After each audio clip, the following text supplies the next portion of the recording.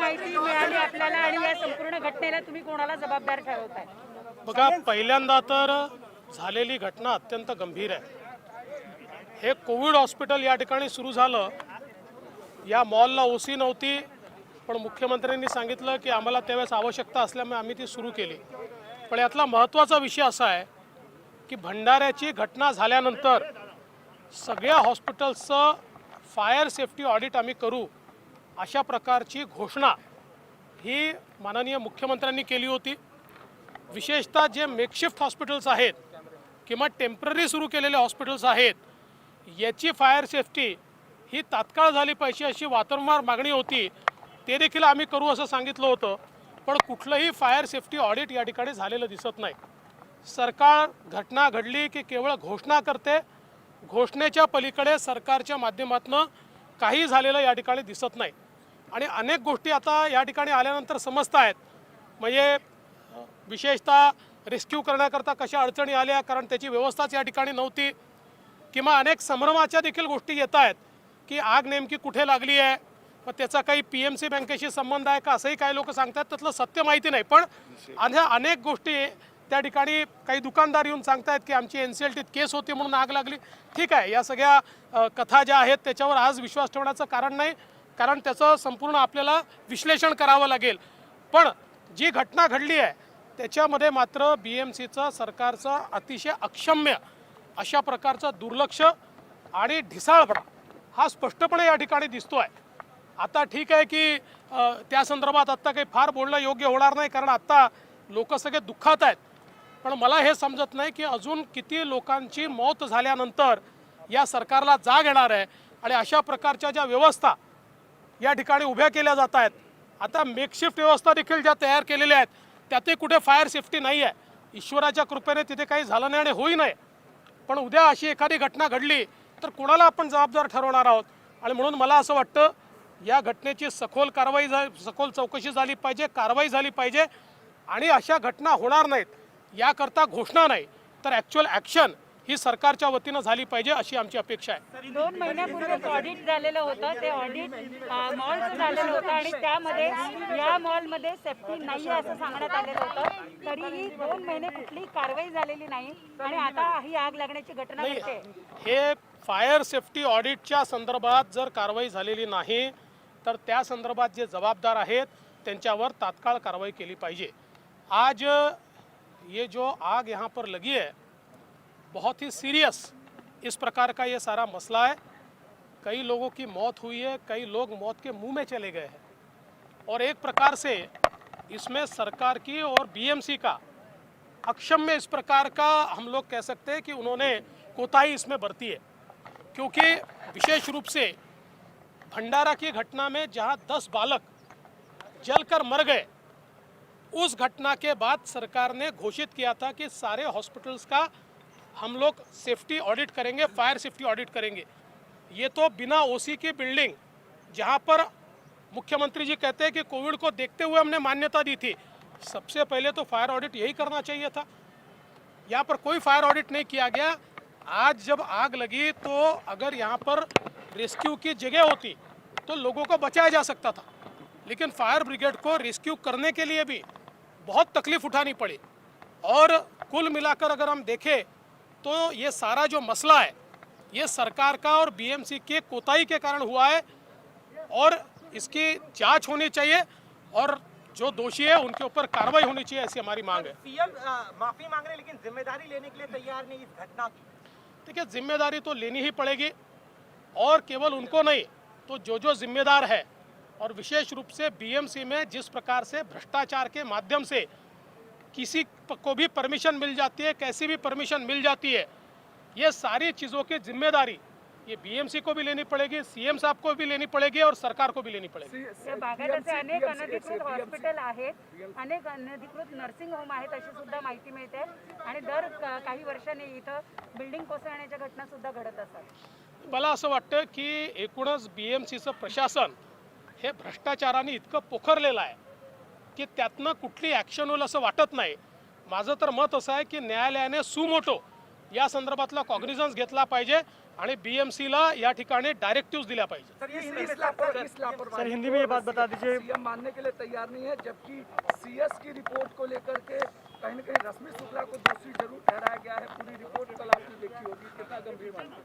देखिए, पहले तो मैं इस घटना के बारे में बोलूं तो मुझे ऐसा लगता है कि मैं ऐसा मानता हूं कि यहाँ पर सबसे ज़रूरी ये बात है कि इसके ऊपर कार्रवाई होनी चाहिए. यहाँ पर जो इलीगल हॉस्पिटल्स चल रहे हैं, इलीगल बिल्डिंग्स है, उसके ऊपर कार्रवाई होनी चाहिए. लेकिन BMC का प्रशासन भ्रष्टाचार से इतना ज़्यादा सड़ चुका है कि वहाँ से कार्रवाई होगी ऐसा लगता नहीं. मैं तो मानता हूँ माननीय हाईकोर्ट ने खुद इसका संज्ञान लेना चाहिए.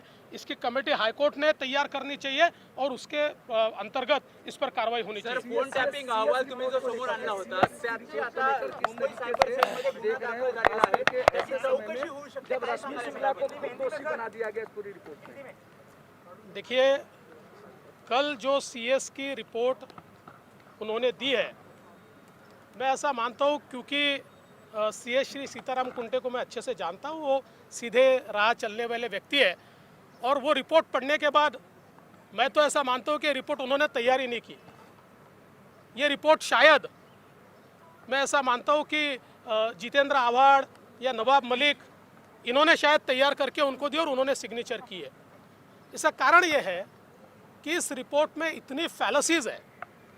सबसे पहली फैलसी क्या है तो वो ये है कि ये रिपोर्ट ऐसे कहती है कि जब नेशनल सिक्योरिटी का मुद्दा, पब्लिक ऑर्डर का मुद्दा ये उपस्थित होता है तभी इस प्रकार से टैपिंग किया जा सकता है और हमको गलत बताकर हमारे से परमिशन ली. मैं ऐसा मानता हूँ कि अगर आप जो टेलीग्राफ एक्ट है इसमें टैपिंग के बारे में जो पैराग्राफ है वो पढ़ेंगे, उसमें स्पष्ट रूप से कहा है कि incitement of commencement of offence, मतलब कोई भी गुनाह अगर होने वाला है ऐसी जानकारी होगी तो टैपिंग किया जा सकता है. लेकिन उतनी लाइन इस रिपोर्ट में काट दी गई, मतलब ये रिपोर्ट ही फैब्रिकेट हो रहा है. उतनी लाइन ही काट दी गई है. मैं सवाल पूछना चाहता हूँ कि ACB जिस समय टेलीफोन टैपिंग करती है उस समय कौन से कानून के तहत करते हैं? इसी के तहत करती है, incitement of commencement of offence. और इसलिए वहाँ नेशनल सिक्योरिटी नहीं होती, भ्रष्टाचार का मुद्दा होता है. दूसरा, ये जो रिपोर्ट है, इस रिपोर्ट में ये कहा गया है कि भाई रिपोर्ट खुले होने से कई अधिकारियों के ऊपर उसमें आँच आई या उनको बदनामी सहन करनी पड़ी. मैं सवाल पूछना चाहता हूँ, रिपोर्ट खुला किसने किया? मैंने तो केवल कवरिंग लेटर दिया था. इस रिपोर्ट को खुला किया मंत्री श्री नवाब मलिक इन्होंने किया. कई पत्रकारों ने उन्होंने भेजा हुआ रिपोर्ट मुझे भेजा कि नवाब मलिक जी ने ये मुझको रिपोर्ट भेजा है. और आप लोगों ने भी टीवी चैनल पर दिखाया कि नवाब मलिक जी ने रिपोर्ट वहाँ पर पब्लिक किया. तो रिपोर्ट पब्लिक करने का काम तो नवाब मलिक जी ने किया है. और तीसरी इसमें सबसे बड़ी फैलेसी ये है कि ये जो कहा जा रहा है कि ये तो ट्रांसफर्स हुई नहीं. मैं तो केवल नवाब मलिक जी ने जो 5 पन्ने दिए हैं उसमें 12 ट्रांसफर्स ऐसी है, 12 कि जो कन्वर्सेशन में भी आती है और वो ट्रांसफ़र भी हुई है. तो इसलिए ये कुल मिलाकर रिपोर्ट जो है, ये रिपोर्ट एक ढकोसला है. ये रिपोर्ट जो है ये कोर्ट में टिकने वाला नहीं है. और हमारे पास तो अब इस रिपोर्ट के खिलाफ इतनी इन्फॉर्मेशन है, जब उचित समय आएगा तो कोर्ट में वो सारी इन्फॉर्मेशन हम निश्चित रूप से पेश करेंगे. टॉप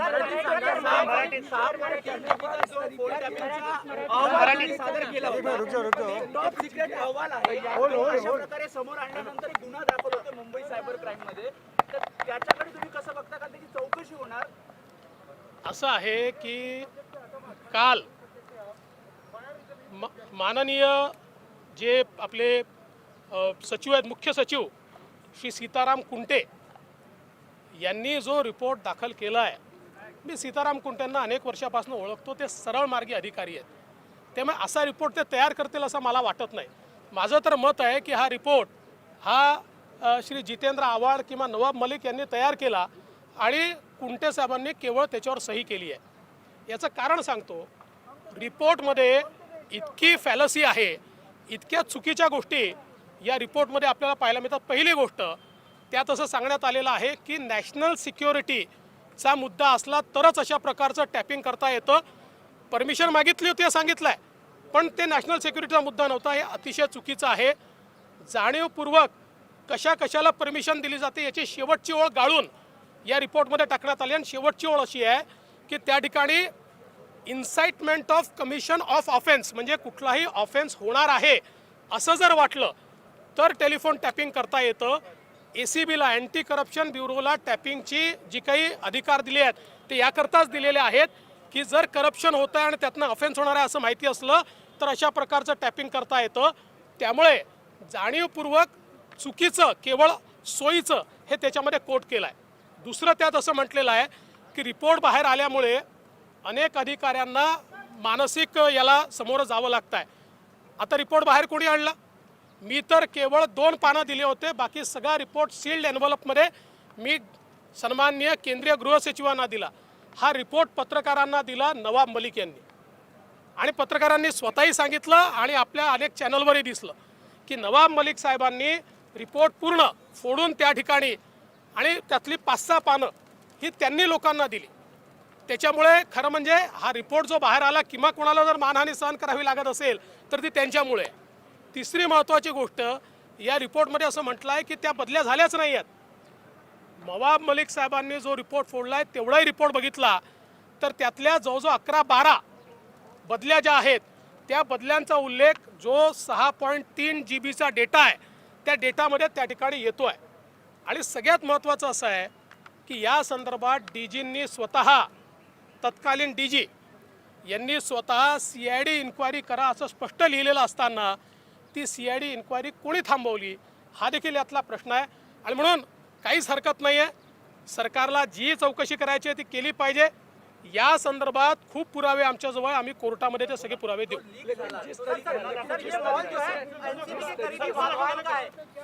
देखिए अभी ये मॉल किसके करीबी का है, इसके ऊपर जाने की जगह जो भी होगा, जिसका भी होगा, उसके ऊपर कार्रवाई होनी चाहिए.